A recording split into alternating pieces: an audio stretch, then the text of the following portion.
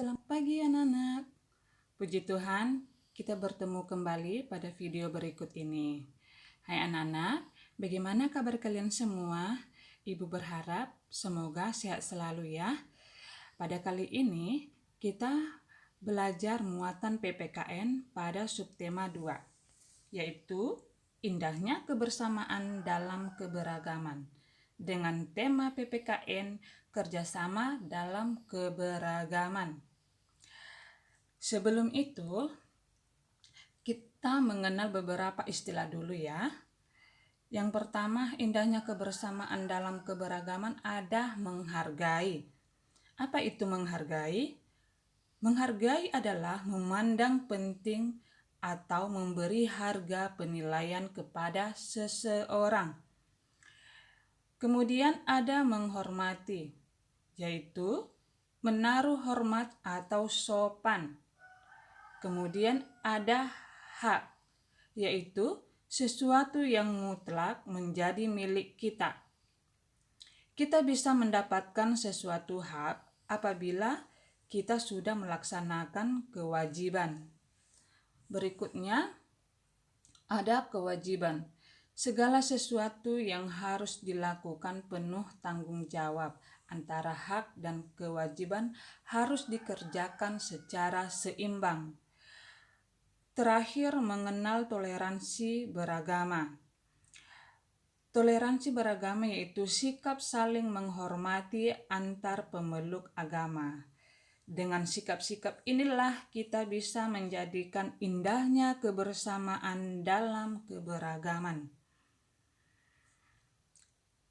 Kerjasama dalam keragaman. Kerjasama merupakan kegiatan yang dilakukan oleh beberapa orang untuk mencapai suatu tujuan tertentu yang telah disepakati bersama.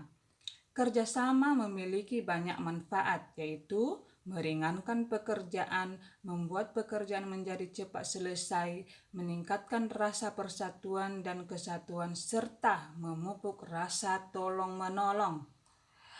Kerjasama dapat dilakukan di mana saja, contohnya di sekolah. Salah satu bentuk kerjasama dalam keragaman di sekolah adalah kerjasama membersihkan lingkungan sekolah.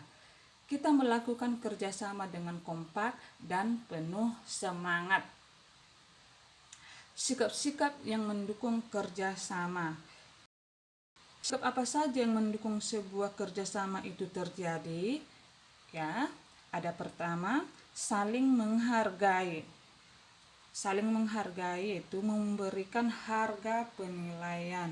Misalkan ya, jika kamu ingin dihargai orang lain dengan baik, maka kamu harus menghargai orang lain pula ya.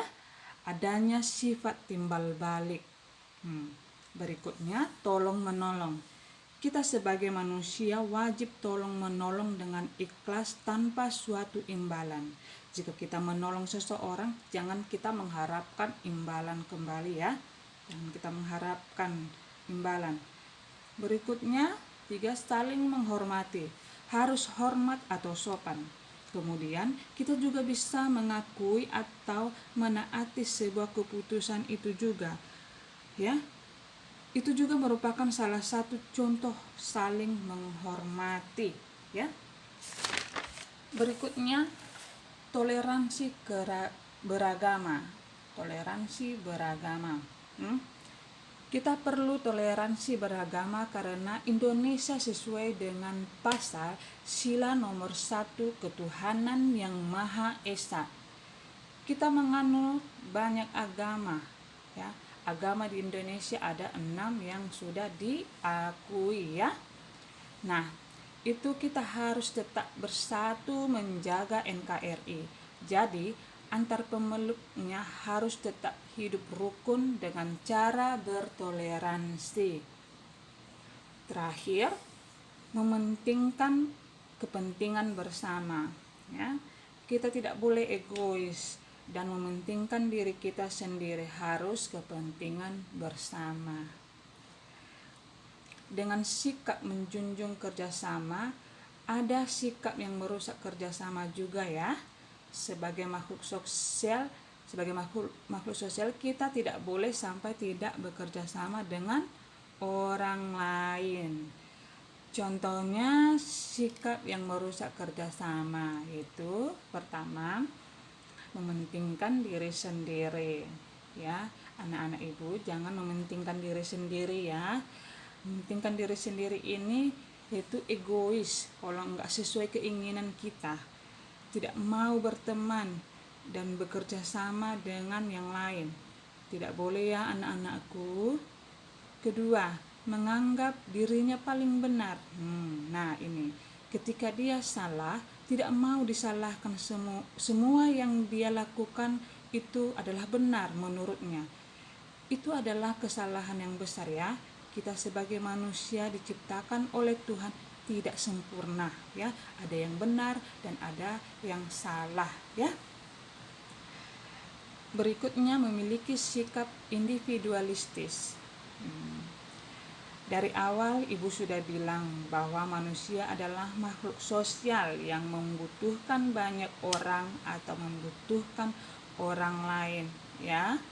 Kita tidak bisa memiliki sikap individualistis. Maksudnya sikap ini kita mengerjakan segala sesuatunya itu sendirian, tidak membutuhkan jasa orang lain. Itu tidak mungkin sama sekali ya anak-anak. Contohnya kamu mau memakai baju, apakah kamu mau menjahitkan sendiri, benangnya kamu buat sendiri? Kan tidak mungkin bisa. Kita tetap membutuhkan jasa orang lain ya anak-anak ya. Berikutnya, melanggar kesepakatan bersama. Hal ini bisa merusak kerjasama. Misalnya, sudah disepakati hari Senin waktunya membersihkan kelas. Gilirannya adalah si A, si B, si C. Tidak, itu sudah disepakati. Tetapi dia melanggar seenaknya sendiri. Gak mau mengerjakan tanggung jawabnya itu juga. Bisa merusak kerjasama. Yang terakhir, menyinggung perasaan orang lain ya. Kita diciptakan Tuhan dengan perasaan sendiri-sendiri ya anak-anak ya. Ya. Kita tidak boleh menyinggungnya mulai dari mulut maupun dari perbuatan kita. Kita tetap menghargai perasaan orang lain ya. Baik. Demikian dulu materi PPKN kita hari ini. Ceritakanlah pengalaman kerjasama dalam keberagaman. Kamu sudah mempelajari kerjasama dalam keragaman di sekolah yang sudah ibu jelaskan tadi kan? Pasti bisa mengerti ya. Apakah kamu memiliki pengalaman kerjasama dengan teman yang berbeda suku dan agama? Pasti ya, pasti punya pengalaman di saat bertemu dengan teman yang berbeda suku dan agama. Ceritakanlah pengalamanmu dalam bentuk video ya anak-anak ya. Ceritakan bentuk kerjasama dan juga manfaat yang kamu peroleh dari kerjasama tersebut. Nah, sudah dimengerti kan?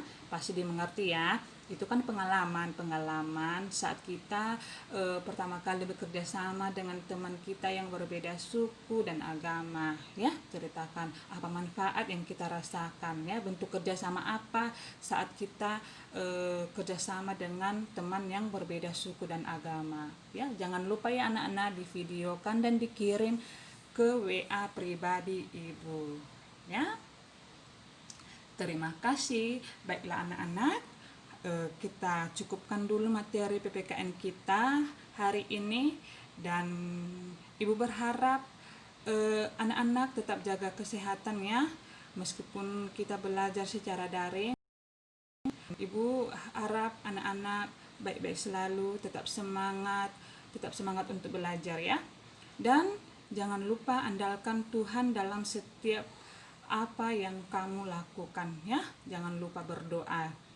Baik anak-anak, terima kasih untuk semuanya.